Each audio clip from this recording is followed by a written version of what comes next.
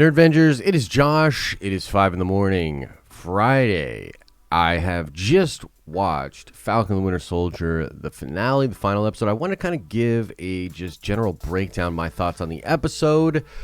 And in what is sure to be this very popular video, I am going to have to go through why I was ultimately disappointed in the finale. And I was actually disappointed in the show. So that is what I want to get to towards the end of the video. But first, let's talk about the positives of the finale specifically. I think Sam's suit looks absolutely amazing, and they did a lot of cool stuff with it. Like, there were moments where he was using it while flying, catching it while flying, having the wings dig into the ground to stabilize him against the shot with the shield. There was a lot of cool stuff going on there, and so ultimately it looks great. They did unique things with it. The functionality was really cool. I was a fan of the suit, so that's number one. So moving forward in the MCU, like, as comic book fans, suits, things looking cool, things doing cool things, it's a part of the game. It's something that we really like. I think this suit is awesome. I'm really excited to see Sam in it in future MCU projects. So that aspect of it was really cool. I also think that the way the show ended and wrapped up for John Walker was really awesome. I loved Val being in there again. A lot of hints towards the Thunderbolts, her essentially even saying she's planning stuff, Zemo doing stuff, the connections to Zemo and Thunderbolts in general, crazy.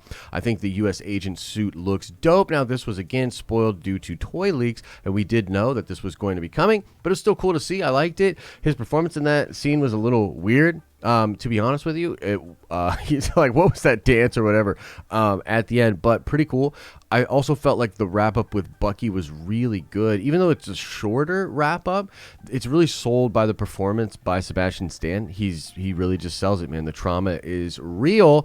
And yeah, so that was really cool. And then the strongest element of not only the finale, but of the entire series is the Isaiah Bradley character. This whole element of the show was the strongest element of the show. The any scene basically where Anthony Mackie and Lumley are like across from each other, absolutely incredible.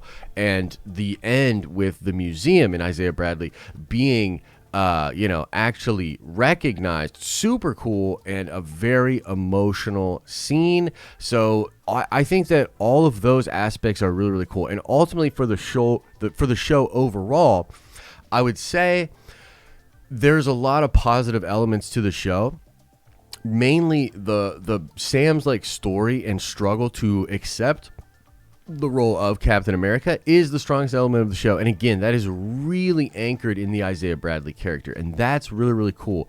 But having said that, I kind of now want to just get into why, frankly, I was disappointed with this finale and with the show in general. And, I was watching it with, the Nerdvengers behind the scenes, and almost immediately I was turned off. And it was one of those moments where I didn't want to like fully vocalize why I was upset, because, like, we're doing the watch party, we're just getting into it. I'm hoping that things sort of turn around, but there were elements right away that bothered me quite a bit. And this mostly has to do with the big finale scene, this big end cap scene to the whole show, and just weird choices that were made that to me indicate that a lot of this original sequence was completely gutted. I mean, if you think about it, one of the main fights is the Batroc versus new Captain America fight. But go back and watch it and just watch how often the show cuts away from that fight rather quickly and moves to shots that are really weird. Like, there's the whole sequence that happens with close-ups between Carly and Bucky, and they're literally just talking on a cell phone. There's a part where there's this big sort of moment with the Flag Smash where Carly has this like real being super cool and her people sort of slipping away from her moment, and it's shot against a friggin' fence. And it's so tight, you don't see any scope. I mean, Sharon comes out of literally just the left side of the frame using tech that's like, why was she hiding? You know what I mean? So right away, that sequence to me just seemed really cut up. I just can see, frankly, that they sort of put this back together in reshoots. And honestly, the more I've been thinking about the lackluster action in the show, because it's not just the lack of total action, it's the lack of the action being as cool as I'm used to in the MCU. And I can't help but think that if a lot of this is actually reshot stuff, they may not have even been able to get a full crew to actually have the proper choreographed people in there to like do the way they normally do. I guess I'm just seeing sort of like this slow buildup of just lack of quality just here and there. And with what I expected to be an incredible sequence that would really like anchor the show, it just seemed really lackluster and had a lot of weird cutting around, man. And it all leads to a scene where Carly and Sharon and Batroc have a gunned down dialogue scene again, like in a friggin' like warehouse or chained off fence area. Like there's no scope to it whatsoever. It just felt weird. And honestly, the Sharon thing as the power broker was so predictable. It was so predictable that most of us thought there's no way they're actually just going to make Sharon the power broker. But then they just do and seemingly have her kill Batroc, another awesome Marvel villain just gone, to set up Sharon as the power broker. And then they emphasize this by making Sharon Carter getting pardoned the post-credits scene. I'm sorry, guys. Like, to me, Sharon's turn, because it mostly happens off screen, we're just led to believe this is just the new Sharon. It doesn't feel earned. It doesn't feel organic. I don't feel like I have a connection to this character at all. So much so that I actually am pretty convinced she's a Skrull, because really there's only two options. She's either a Skrull or just a terribly written character, in my opinion. So I don't give a shit about Sharon Carter, and it's frustrating that that's the post-credit scene. That's the post-credit scene. So there are just a lot of elements that don't work for me in this episode, and the episode is the finale to the whole show. Now let's talk about the fact that Sam just comes in wearing the wings. That was a little bit weird for me too, because it felt like we took 5 hours of content to really organically bring Sam to a precipice, to a point where he would make a decision.